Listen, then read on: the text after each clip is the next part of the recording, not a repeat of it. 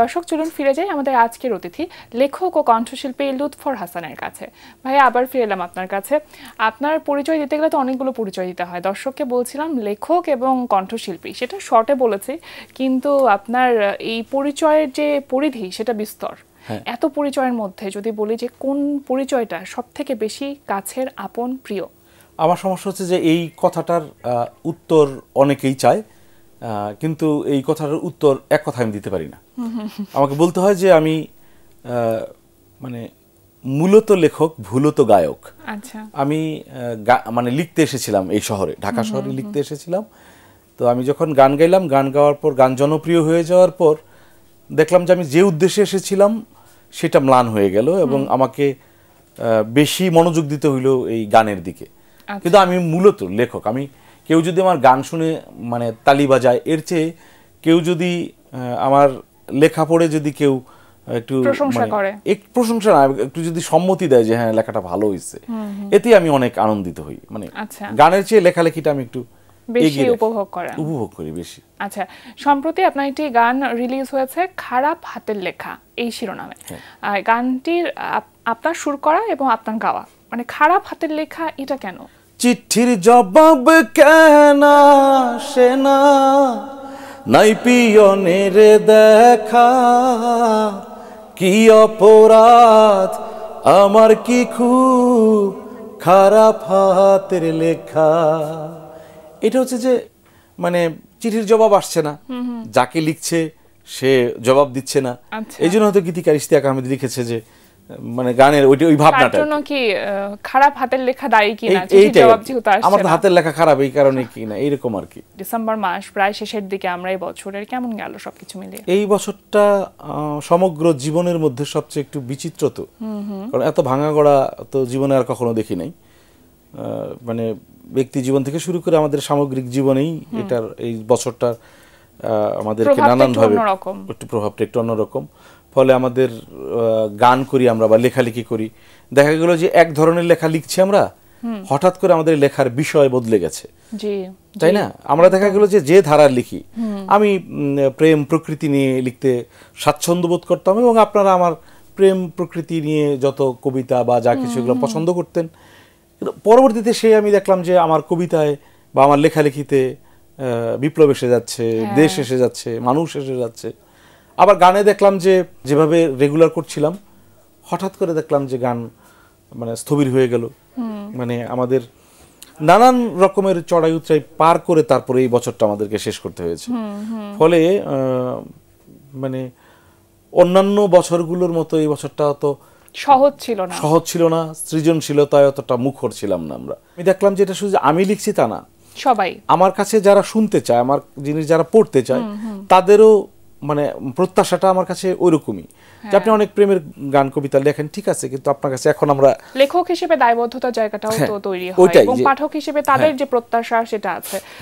সামনে যে বইমেলা আসছে এবং বইমেলা আসা মানেই একটা প্রস্তুতি শুরু হয়ে যায়। নতুন এবার কি বই থাকছে আপনার? এবার আমার একটা উপন্যাস, এই উপন্যাসের নাম আমি এখনো ঘোষণা করি নাই। অন্যপ্রকাশ থেকে আমার প্রতি বছরই বই বেরোয়। অন্যপ্রকাশের এখন আমি একজন নিয়মিত লেখক হয়ে গেছি, কয়েক বছর ধরে অন্যপ্রকাশ থেকে বই আসছে। এখানে গত বছরও উপন্যাস এসেছিল, তার আগের বছরও উপন্যাস ছিল। তো এবছর আমি একটা উপন্যাস মানে জমা দিয়ে দিয়েছি আর কি, লেখা শেষ, আমার এখন প্রকাশের অপেক্ষায় আর কি। তার মানে এই বছরের মতন কাজ করা শেষ, হ্যাঁ, পরের বছরের জন্য আবার নতুন করে আসলে মানে আমি তো সবসময় লেখালেখি করি, বিভিন্ন রকমের লেখালেখিতে থাকি আমি। আবার ওই বইমেলাকে টার্গেট করে একটা বই লেখা হয়ে যায়। দেখা গেল যে কোনো বই মেলার বই যেটা আমার 2 বছর আগেও লেখা হয়ে গেছে আমার, সেটা হয়তো বা এই বইমেলায় আসলো। মানে বইমেলাকে কেন্দ্র করে আমি লিখি না, আমি সারা বছরই লিখি।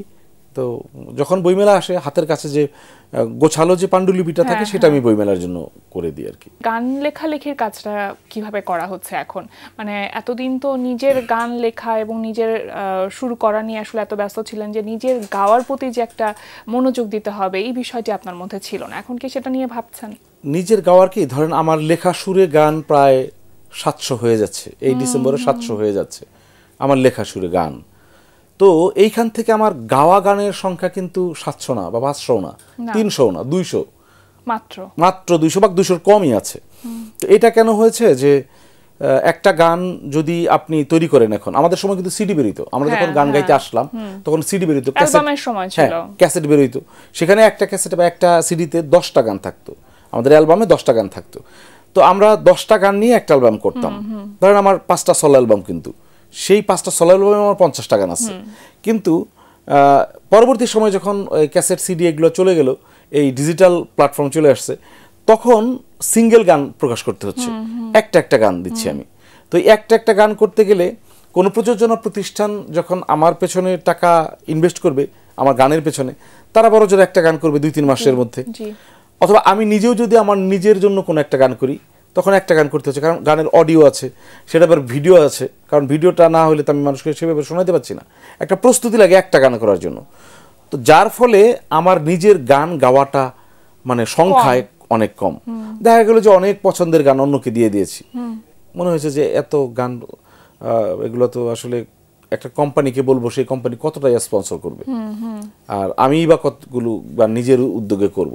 তো ফলে গানের সংখ্যা, আমার গাওয়ার সংখ্যাটা এত না।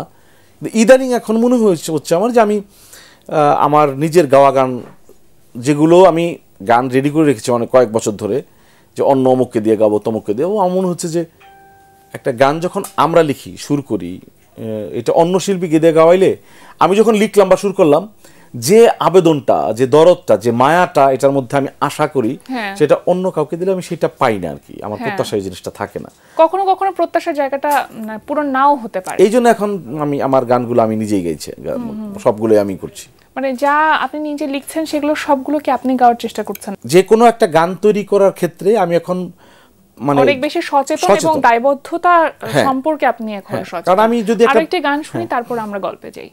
জীবন তোমার এমন কেন, কেমন জানি আছো,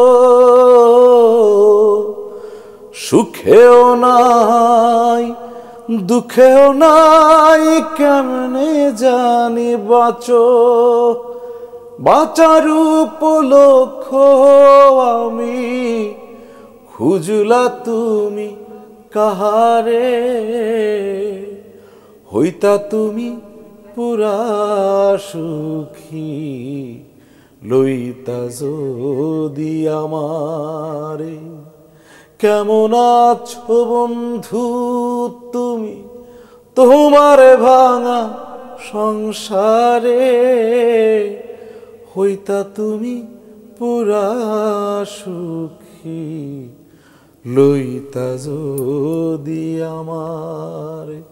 এই যে জীবনকে নিয়ে এত কিছু লিখেন, লেখায় উঠে আসে এত এত নানান ভাবে, জীবনের নানামুখী দিক, আপনি জীবনকে কিভাবে দেখেন? অন্যের জীবন দেখি, জীবন পড়তে ভালো লাগে, দেখতে ভালো লাগে। যেমন আমি মানে এখন যে গানগুলো করি আমি ওই জীবন দেখি করি গানগুলো। আমি দেখি যে আসলে কার কোন ধরনের দীর্ঘশ্বাস, কে কোন ধরনের বিরহ চাষ করে বেড়ায়।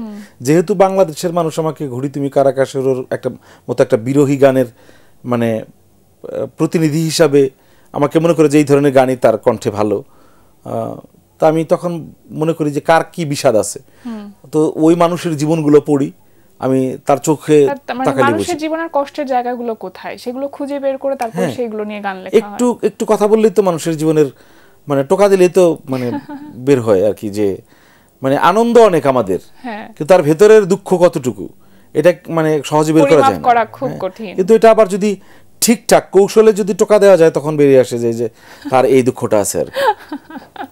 আচ্ছা, ব্যক্তি মানুষ হিসেবে লুৎফর হাসান কেমন? গোছালো না, মানুষ শুধু ভুল বোঝে। আচ্ছা, কারণ হচ্ছে যে আমি একটু একসময় প্রচুর বাচাল ছিলাম, অনেক কথা বলতাম, এখন কথা কম বলি, মানুষ মনে করে যে অহংকারী, আসলে তা না, দুদিকেই সমস্যা। আমি আসলে অহংকারী মানুষ না, সরল মানে গ্রামের মানুষ। আমি গ্রামে বেড়ে হওয়া, এবং আমি শহরে যে আমি জীবনযাপন করি এর ভিতরে গ্রামকে লালন করে আমি মানে শহরে থাকি। আর আপনার একমাত্র মেয়ে দুপুর, তার সাথে আপনার সম্পর্কটা কেমন? দুপুরের সাথে আসলে সম্পর্কটা খুনসুটিতেই বেশি, কারণ ব্যাপার হচ্ছে যে যেমন আমি গান গাইতে পারি, ও গান গাইতে পারে না, কিন্তু ও লেখালেখিতে অসাধারণ। বাবা হিসেবে বলছি না, একজন পাঠক হিসেবে বলছি যে আমাকে যখন ওর লেখা আমাকে দেয়, আমি যখন পড়ি কি লিখেছে, তার একটা বই বেরিয়েছে অন্য প্রকাশ থেকে, ছমছমে এক রাতের বাড়ি, গত বছর বইমেলায়। তো আমি ওর লেখা যখন আমি দেখি, আমার তখন মনে হয় যে এমনও হয়েছে যে এই লেখা যখন আমি অন্য কাউকে দেখাই তখন বলে যে তারা আলোচনা করে অনেকে যে এটা মনে হয় লুৎফর হাসান নিজে লিখে দিছে। আচ্ছা, এত রিচ লেখা সম্ভব না। ওর বয়সে ওর বাক্য গঠন, ওর শব্দ চয়ন, ওর যে ব্যাপার, মানে শব্দের ব্যবহার এবং লেখক সত্তা ব্যাপার, যে ওইটা আসলে তার লেখার স্টাইলটা আমার ভালো লাগে। তো মানে লেখক হিসাবে ভালো। মানে সে কি আপনার বই পড়ে? দুপুর কি আপনার বই পড়ে? আমি আমি আমি আসলে তার যার প্রিয় লেখক শীর্ষেন্দু মুখোপাধ্যায়, তার তো লুৎফর হাসান তার প্রিয় হবে না। এতটুকু একটা বাচ্চার প্রিয় লেখককে শীর্ষেন্দু, আচ্ছা, ক্লাস 5-এর একটা বাচ্চা, সে এখন 6-এ উঠতেছে, তার প্রিয় রাইটার হচ্ছে শীর্ষেন্দু। তো তার তো লুৎফর হাসানকে লেখক হিসেবে পাস মার্কস পাবে না। চমৎকার। এবং সেই এই পড়ার জায়গাটা বা অভ্যেসটা তৈরি করে দেওয়ার জন্য মনে হয় আপনারও একটা বড় কন্ট্রিবিউশন আছে। আমার মনে হয় একটা যে মানে জিন আর কি। কখনো কি এমন হচ্ছে কারো বই পড়ে নিজে যখন লিখতে গেছেন তখন সেখানে সেই লেখার একটা প্রভাব পড়েছে বা ছাপ পড়েছে? হ্যাঁ, আমি যখন গ্রামীণ জীবন নিয়ে লিখি তখন মানিক বন্দ্যোপাধ্যায় বা সমরেশ সের যে আপনার ধরেন যে ডুয়ার্সের যে ইগুলা লিখছে, আমার এটা একটা বই লিখতে গিয়ে আমার এখানে আমার মধ্যে প্রভাবিত হচ্ছে আমি। অথবা মানে সুনীল তো আমাদের পীর, সুনীল গঙ্গোপাধ্যায় আমাদের পীরের মতো আর কি। তো সুনীলের অনেক কিছু আমাদের মধ্যে এসে যায়, কারণ এত পড়ছি। আর উনি দেখা গেল প্রেমের কবিতার ক্ষেত্রে এটা গল্প উপন্যাসে মানিক বন্দ্যোপাধ্যায় এসে যায়, নাগরিক লিখতে গেলে সমরেশ চলে আসে, কিন্তু প্রেমের কবিতার ভিতরে লিখতে গেলে সুনীল চলে আসে, আল মাহমুদ চলে আসে গ্রামীণ লিখতে গেলে। ব্যাপারটা হয়েছে যে অনেকেই আপনাকে বলবে যে না আমি প্রভাবিত না, আমি অতটা মানে সাহসী না, আমি যা সত্য তাই বলবো আর কি। যে আমি যত গান করি এগুলো কি মৌলিক, সবই মৌলিক বলে পরিচিত, কিন্তু এই সুর পৃথিবীর কোথাও না কোথাও থেকে তো প্রভাবিত, তাই না? এই সুরকে আমি ক্রিয়েট করছি নাকি? আল্লাহ দিছে আমাকে যত্ন করে, ঠিক আছে, কিন্তু কোথাও না কোথাও তো মিলবে এটা সুরগুলো। আবার লেখার ক্ষেত্রে আপনি যে কথাটাই লেখেন না কেন, এখন নতুন আপনি দেখুন রবীন্দ্রনাথ লিখে গেছে, জীবনানন্দ লিখে গেছে, আপনার তো একক এটা বলার কিছু না যে আপনি প্রভাবিত না। অবশ্যই আপনি প্রভাবিত। মৌলিক হওয়াটা খুব কঠিন, আর যত সময় যাচ্ছে এই চ্যালেঞ্জটা মনে হয় আরো বেশি। কেউ না কেউ বলে গেছে আপনি চাঁদ নিয়ে কি লিখবেন, আপনি সমুদ্র নিয়ে কি লিখবেন, মেঘ নিয়ে কি লিখবেন, রবীন্দ্রনাথ লেখে নাই? হেমন্ত নিয়ে, এই যে হেমন্ত নিয়ে কি জীবনানন্দ লেখে নাই? আপনি আর নতুন কি লিখবেন, নতুন কি দিয়ে মুগ্ধ করবেন? আপনার ভেতরে ভাবনাটা নতুন, কিন্তু শব্দ যে ব্যবহার, শব্দের ব্যবহার বা বাক্য গঠন যেটা, এটা আপনার স্টাইলে নিয়ে আসলেও ফরম্যাটটা কিন্তু আগেরই আর কি। চমৎকার করে বললেন, ভীষণ ভালো লাগছিল কথা বলতে। একদম শেষ পর্যায়ে আমরা চলে এসেছি, সবশেষে আরো একটি গান শুনবো আপনার কণ্ঠে অবশ্যই, তবে তার আগে আমি দর্শকদের কাছ থেকে বিদায় নিয়ে আসি। প্রিয় দর্শক, এতক্ষণ কথা হচ্ছিল অতিথির সঙ্গে, এবার সময় হলো বিদায় নেবার। আমাদের অনুষ্ঠান সম্পর্কে আপনার যে কোনো মতামত ও পরামর্শ জানতে লিখুন এই ঠিকানায়। প্রযোজক দিন প্রতিদিন, বাংলা ভিশন নুট tower, 110 Bir Uttam CR Dutta road, Dhaka 1205, phone 96320304। আমাদের ইমেইল অ্যাড্রেস dinprotidin@banglavision.tv। জার্মান কবি ভন গ্যাটের একটি উক্তি বলে বিদায় নেব আজ। তিনি বলেছেন, অজ্ঞতা যদি সক্রিয় হয় তাহলে তার চেয়ে খারাপ কিছু হয় না। প্রিয় দর্শক, সবাই ভালো থাকুন, সুস্থ ও সুন্দর থাকুন। আজ সারাদিন সবার জন্য শুভ ও কল্যাণময় হোক। এবার গান, সমস্যারলীর লেখা সেই বিখ্যাত গানের দুলাইনি গাচ্ছি। ঘুরি তুমি কারো আকাশে ওড়ো। ময়লা টি-শার্ট, ছেঁড়া জুতো, কদিন আগে ছিল মনেরই মতো, দিন বদলের টানা পড়ে নে, শখের ঘুড়ি নাটাই সুতো, ঘুড়ি তুমি কার আকাশে ওড়ো, তার আকাশ কি আমার চেয়ে বড়, তার আকাশ কি আমার চেয়ে বড়, ঘুড়ি তুমি কার আকাশে ওড়ো, তার আকাশ কি আমার চেয়ে বড়,